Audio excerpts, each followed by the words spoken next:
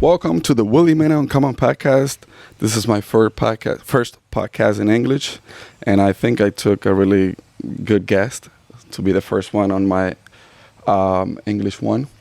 But first, I have to tell you to my audience that this episode is sponsored by Latino Pack. If you need to send something to Latin America, call them Latino Pack. They are the only company in Southwest Florida that they send weekly to Latin America, Dominican Republic included. Thank you. Hi, Tom. How you doing? Good. How you doing? Good, good. So you told me it's not the first time that you've been in an interview. Correct. How you feel? Good? Ready? Yeah. Very good. You good in cameras? Well, I have a face for radio. Why? Well, I'm an average-looking guy with a huge personality. That's true. Yeah, and you have a really good voice. So Thank you. you never been in radio? Like you never I have. tried? I went to college for broadcasting. Did you? Yes, I was going to be a disc jockey. And what happened? I realized I could make more money in business. Oh, how you get in business? How was your first? Well, I was a disc jockey, working weekends, doing clubs, doing private functions, and really enjoying myself. I was young and single, and that's certainly and thinner. But I picked up a job in sales in the cleaning business, and within 3 months, I was the number one sales rep at the particular company. And How old were you? I was 23. Okay. So, yeah, I did quite well, but then I was driving an hour away to go to this company, and it was long hours. I was working 80 hours a week, so I found another company that was more in sales/management, also in the cleaning business, but a little bit different. That was more of a restoration cleaning company doing soot, fire, water, mold, and I went to work for them for a few years and continued to learn more about business. And then, ironically, something happened there that I lost my job to my own detriment of my success. What happened? Well, I was out there selling. This was a company that had there was a franchise. So I was this young gun, and I was managing the crews, but at the same time, I was out selling, picking up more business than they'd ever had before. And then they realized, why are we paying 12% to the franchise fee, and we got this young kid out there selling, bringing in more business? We don't need the corporate name. And they dropped the corporate name. And then within a year, they were sued by that company for, breaking the contract, and they lost. Oh. So then they said, well, we can't get rid of all the employees that do all the work, so they'll stop playing golf and do my job, and unfortunately, they'll have to let me go. Wow. How much money were you making back then? Oh, I was probably making maybe $50,000 a year. And that was like 40 years ago? Almost. I'm 60 now, so 37. Wow, that was a lot of money. It was a lot of money, but I was pretty successful in sales. Yeah. So that was what made you start to be a businessman? Well, what I realized at that point, I was never going to work for somebody else because, here I would think I'm doing very well. And they were great guys. They treated me like their son. But at the end of the day, they got greedy based on my success. And when it backfired, I'm the one that got hurt the most. The person that was giving them the Correct. most success was the one that got Correct. hurt. So I said, I'm never working for somebody else again. I'm going to do my own thing. And that's when I decided to open up my own cleaning business. So how old were you when that happened and then you decided to do that? I was 23. So you didn't have any family, anything. It was just you, right? Yeah, one-man operation. Wow. And how was that when you start your business? Was just by yourself? How many people you had working with you? Nobody. So how was it? How was the... I did it all. I couldn't afford employees. So you're like me, basically. Yeah, of course. That's how it works. Yeah, I basically went out and bought the equipment. The first thing I did is made myself a subcontractor for other companies that, like for an example, I don't know, in the Northeast, it was called, I think it was actually back then, it was called Jordan Marsh, which is now Macy's. And they had their own carpet cleaning division, but what they did is they just did all the advertising with their big name, and they had satellite offices across the country where they hired managers, but all the workers were subcontractors. So I had, not having any customers, that was the quickest way for me to bring in revenue. So I subcontracted myself out to them, did work, but in the meantime started gradually doing my own selling because it was mainly residential. So I was picking up commercial business. I did that probably for about 2 years as I continued to grow my business. And but what I did at that time as well is I literally started my own little marketing to go out get my own business. So I had my own systems in place where literally I had flyers made up that I would hand write out the address to the neighborhoods I wanted to send them to. I would send them in the mail, wait 2 days, and then call them up at night and tell them what I was doing. These are the prices. Did you get my flyer? I was scheduling work at night, and I was doing the cleaning during the day. So how many hours you work during the day? Well, I would probably work from 7 in the morning till 5 in the afternoon doing the carpet cleaning, upholstery cleaning. Come home, have dinner, and work from 7 to 9, licking envelopes, sending envelopes, and making telemarketing calls. Wow, from 7 to 5, that means like 10 hours. Yep. And then, Another couple hours every night marketing. wow. And How different is how it was 40 years ago or 35 years ago? Well, that's all I could afford. I couldn't Yeah. afford. I didn't have an advertising budget. So at that point, it started growing fast enough that I literally had to buy more equipment, hire somebody else to work another truck. I did one truck.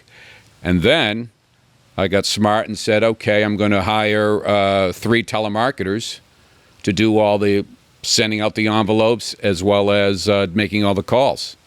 You never put any advertisement on TVs, radio? I think I did a small advertisement on television, which I think was more about giving me credibility.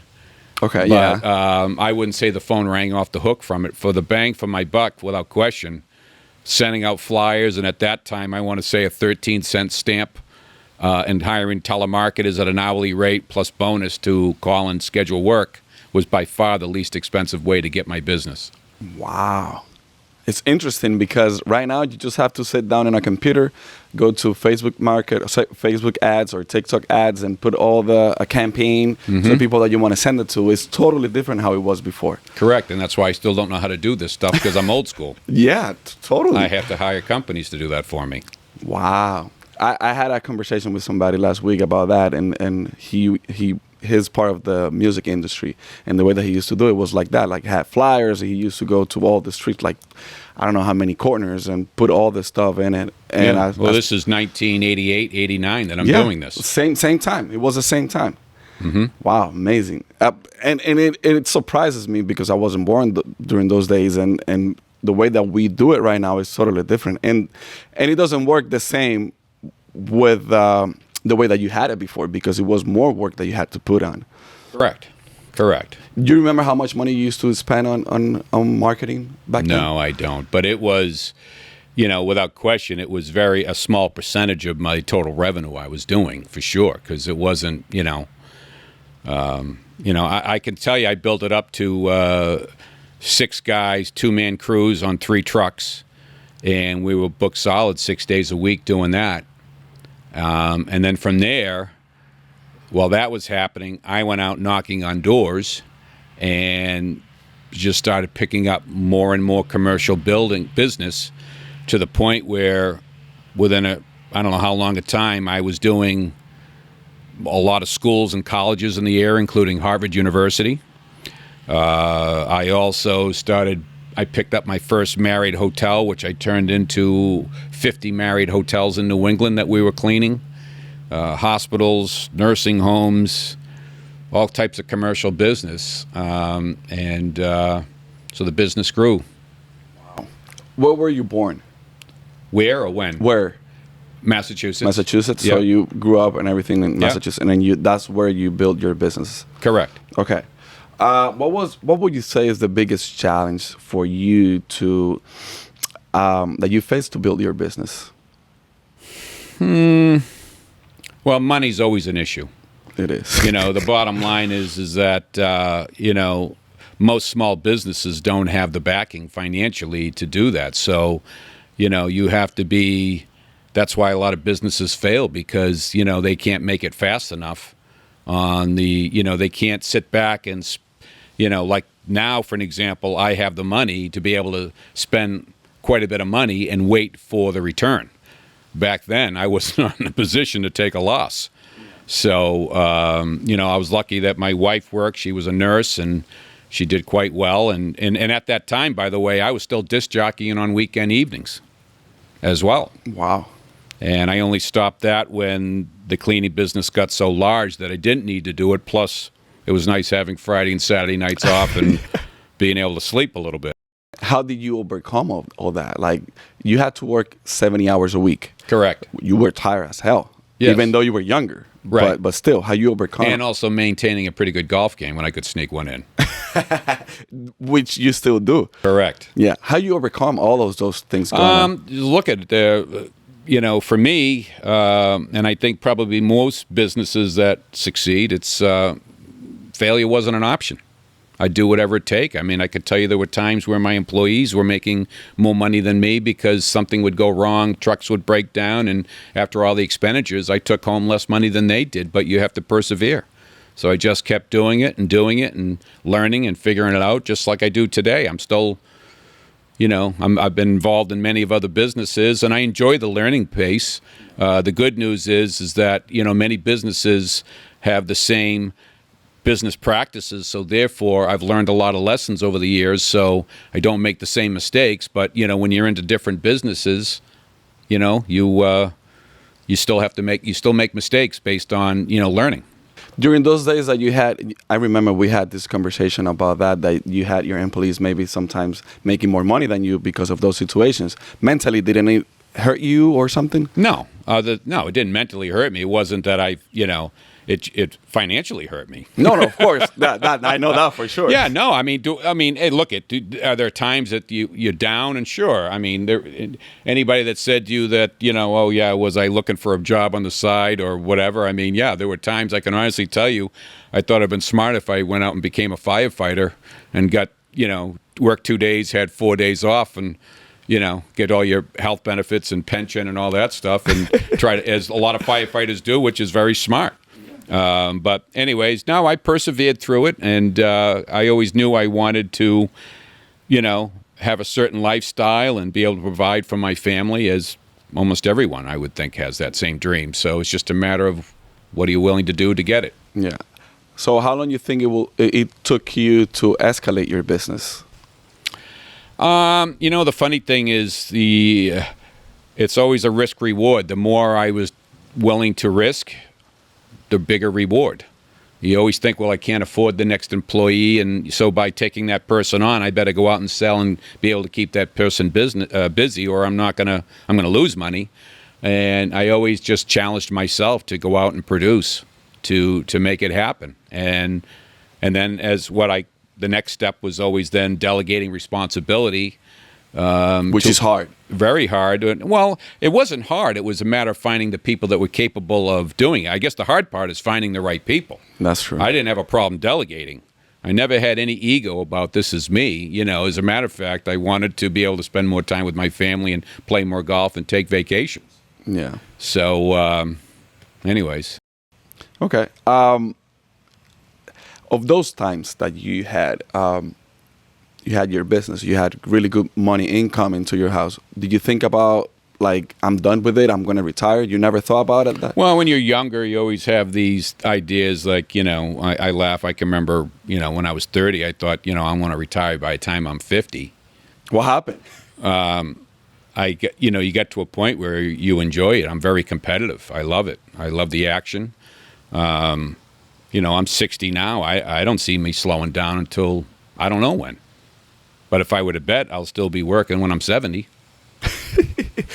I think that is what keeps you alive. That's like the fire that you have inside. Well, everybody's yourself. different. What I've been told by many friends of mine that are older than me, they'll tell me, you'll know when you've had enough. Well, yeah. Right now, that's not enough. Not even close. No, I have so many other things going on in my life, and I love the action. And sometimes I don't like the stress that it brings on, but overall, every time I get out of bed, I want something to do, and I don't want to golf every day.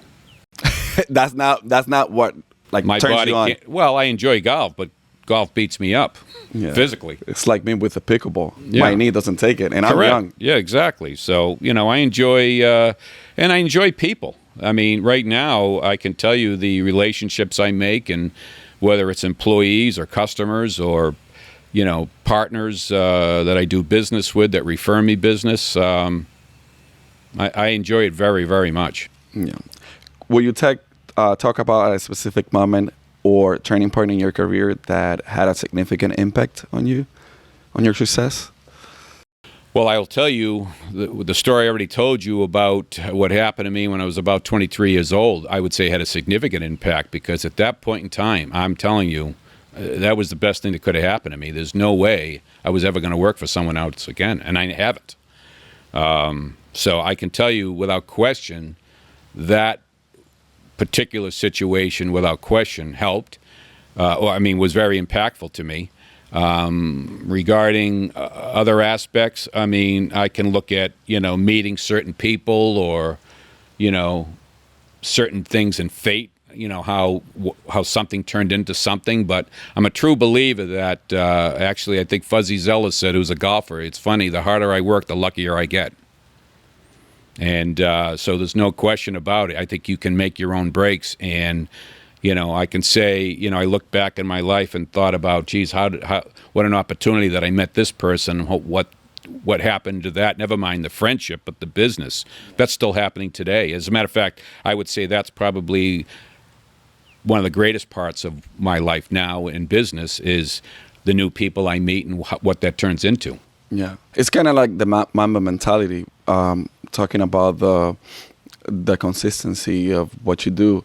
I remember Kobe. He used to say that the practice of his team was like twice a day. He used to go 3 times a day to practice, and that what make him a better basketball player. Mm-hmm. So it's the same thing with you in business. Yeah, it's just a matter of just keep doing it, improving it, doing it, improving it. After the cleaning service business that you had, what else? What other business you had? Well, that cleaning business went for 35 years. I just sold it this past winter. Wow. So, and that grew into a pretty sizable company. But what happened was to the point where I delegated, I think it was 1994 that I came down here to Marco Island, stayed here at the Marriott, and we just fell in love with the island. And starting at that time, I started coming here more and more. I would say by 1996, I believe, I was leasing a place for the whole winter, and I was coming down every other weekend playing golf. Of course, my kids were young, so I was able to bring them down. They weren't in school, and I just started delegating more and more responsibilities I hired a general manager, and I would handle a lot of the sales, but a lot of that I had already made. At that point in time, the referrals were coming in left and right from other hotel properties and things, so it was just really being an order taker. But at that point, I also started getting into, I forget what year it was, that it must have been a downtime in real estate, because I recall there was a lot of foreclosures, and I was very interested in real estate, as I still am, and I started, going to foreclosure sales, auctions, and I did end up buying a couple of pieces of property that I either fixed up or developed and sold, made some money. So definitely started doing that. Always had the interest in that. But a big significant thing in my life that I wouldn't trade for anything, but definitely I would say slowed my business career is I became a baseball coach. Did you? Yeah, and baseball was always very important to me. I went to college on a full baseball scholarship. And so my son started playing at a young age, and, I just was getting involved. I didn't even want to be a head coach, but like anything, I couldn't do it at a low level. Yeah. Next thing I know, I'm biting batting cages and, working with these kids. They're only 7, they're 8. Well, at 9 years old, we won a state championship, our team. Wow. Came in second in New England, almost one game away from going to the final 8 in the country. then I just got the bug, started doing more, won another state championship when the kids were 12, started coaching AAU teams, opened up an indoor hitting facility in Massachusetts right in the center of our town where I was doing clinics. And quite honestly, the town owned the clinic. They put up the money to build it. However, myself and other coaches gave all our time to do the clinics and lessons for free. So the community raised a lot of money, which the deal I had was that they had to put it back into the fields, which when I started, we had 2 fields, and we grew it to 6 fields with under lights, and the business side of me really grew that. So we had the nicest complex in south of Boston. So, but that the Red Sox? Huh? To the Red Sox or to the community? To the for the community. You know, it was in the town of Pembroke, Massachusetts, and yeah, we just along with some other coaches and a very dear friend of mine who I coached, we built what we called the Field of Dreams. And as a matter of fact, the Red Sox television station Nesson aired a game on there for what we did within the community. And I'll also say when we were 9-year-old state champs, the Red Sox honored us on the field before a game. Put every kid's face on the Jumbotron. Wow. We were right behind home plate. And then before the game started, every Red Sox came out and, talked with our kids. And it was so funny because they're so small. And many of them had never been to Fenway Park before. They're literally scooping up the infield dirt and filling their pockets because they're thinking they're taking a momentum with them from Fenway Park. And when we walked off the field, the entire stadium gave them a standing ovation. You can see I get a little emotional now, still thinking about it. It was just, and I was doing this with my son as well.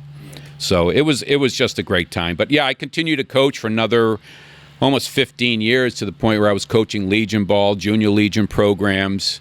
And I loved it. It really, I delegated a lot because I was probably spending 6 to 8 hours a day coaching baseball 7 days a week.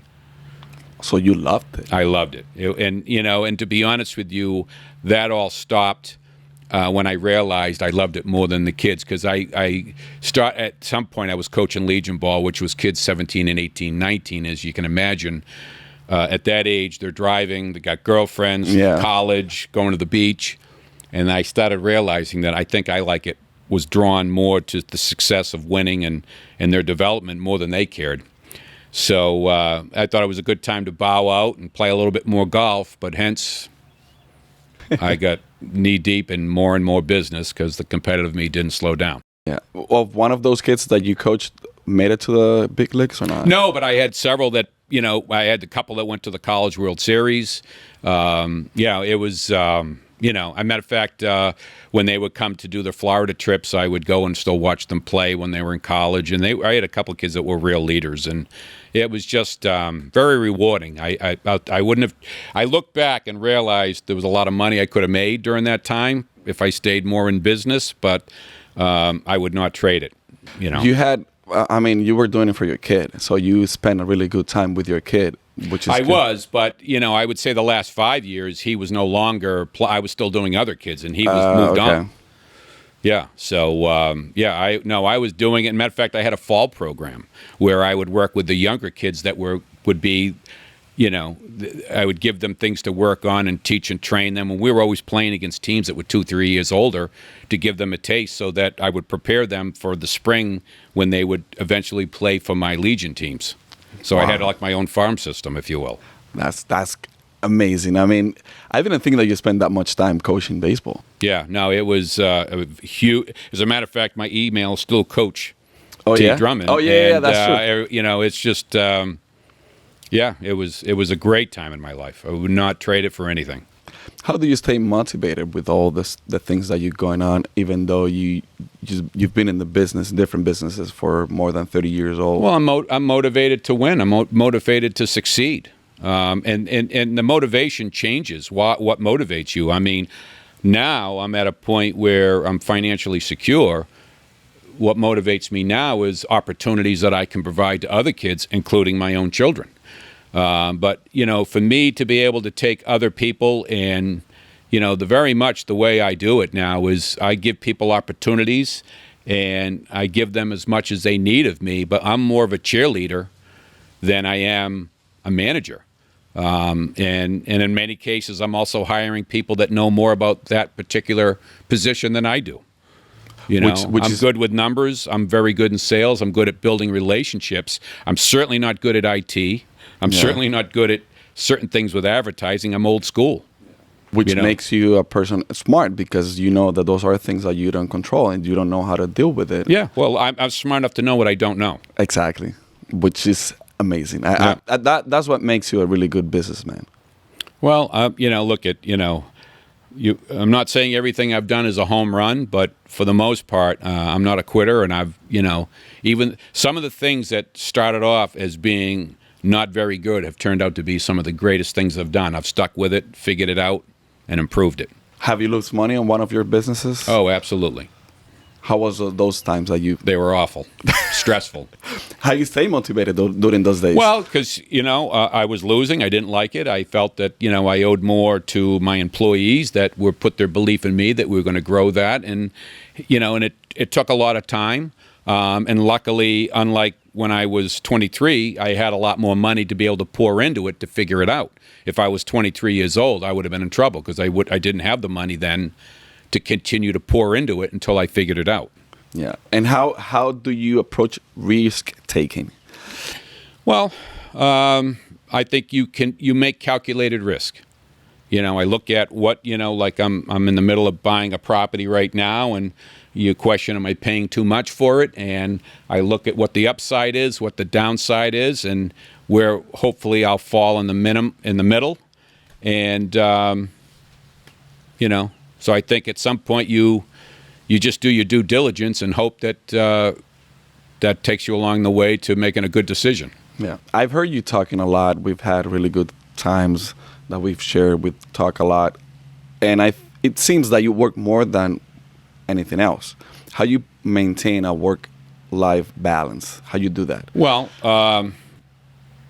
I do. I work way more than people think I do. Well, the interesting part is, well, my children are older, so I'm not going to play golf every day. So I need stuff to do. And believe me, as soon as I'm bored, it's amazing how I find the next deal, because it seems like the deal finds me or somehow I find it. But I'm just motivated to stay busy. And once I find something, I want to do the very best I can with it. And again, the biggest part I love is creating opportunities for others that, you know, it's amazing what people will do with encouragement and, you know, knowing that they've got their back. What I have found, I don't know, because I've never really worked for corporate America, but what I have found is that people that come and work with me are refreshed by, they see that I'm always asking, how you doing? What can we be doing to help you do a better job at your job, which quite honestly will help you make more money. As you know, especially when you're young and you're starting a young family, I'm sure just like yourself, money motivates people because they want to provide for their family. So Definitely. my question to you is, what can I do to help you? And if, you know, chances are, if the answer to that question is not only going to help you, but it's going to help the company. That's true. You know? So by doing that, you know, you're making more money, the customer's happier, and then the company's making more money, and it's a win-win-win. It's just thinking about the people that work with you, not for you. Oh, absolutely. Yeah, there's no question. They work with me because without them, I would have no business. Yeah, that's true. What advice would you give me or to aspiring entrepreneurs or those looking to achieve success in their careers? Well, make sure that first and foremost that you are willing to do what it takes to succeed. Because What it takes. Yeah. Well, the reason why I say that is because I think many people would love to work for themselves. Most people want to make a lot more money. But are you willing to do what it takes to get there? What it takes to get there. Right. So, you know, so back to your point. What's your idea? What's the risk involved? How much money do you have to put into it or to hang in there? And, you know, I would say the other aspect that, without realizing I did it, is if you can find a coach, a business coach, because I have so many friends that are older than me that I met through golf that I will tell you on the golf course or through over lunch or drinks or whatever it would be, I would pick their brains and learn what it is they're doing that I can incorporate in what I'm doing, even if it wasn't the same thing as what I'm doing in that exact same business. Look at, that's huge. Yeah. That's huge. And if you do it right, it'll cost you nothing. That's true. Whether you believe it or not, I try to do that to you. I try to pick from your brain every time I talk to you, because every time you talk to somebody like you, there's something coming out of your mouth that is going to help me out in a certain way. And Yeah. Well, there's no question. I know. I've been in the lobby at the hotel, and you've heard me meeting with people, and I sat there and looked across and watched you smiling. I'm going, what is he smiling about? And afterwards, you told me you were listening to everything I said and digesting it. So. Yeah. But yeah, I mean, to me, it's all about people. My success, without question, has come that I do enjoy people, and it's great. Like I said, at a point right now where I can see somebody like you, or whatever level people are working with me, or even whatever position they're at in another company, succeeding. Yeah, I think now this generation, including me and younger, are trying to be the same way that you were thinking when you were my age or 23 years old. You wanted to be your own boss is the same thing. I think there are more younger people trying to do the same thing, especially with this kind of things, the podcast, the content creation. There are so many ways that you can make money out of it, but you have to put your work on and you have to work your ass off. You got to do what it takes. Yeah, definitely. You know, failure cannot be an option because, think about it. Where are you?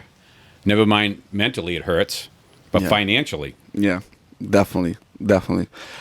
Of one of those businesses, I would like to know that you got into, you didn't know anything about it, but you learned. Which one is the one that you like the most?